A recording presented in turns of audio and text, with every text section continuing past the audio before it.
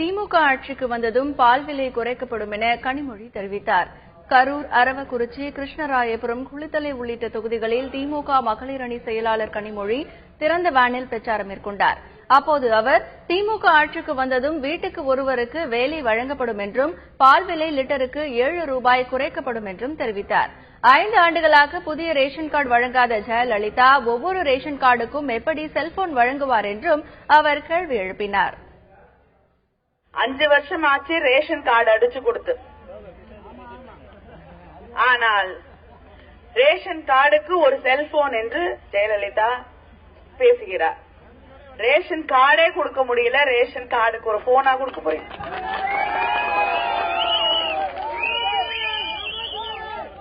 Mobile கொடுக்க போறேன்றீங்க பெண்களுக்கு.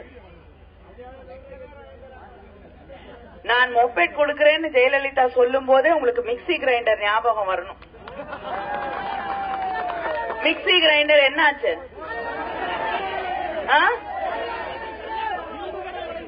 தூக்கி போட்டாச்சுல்ல.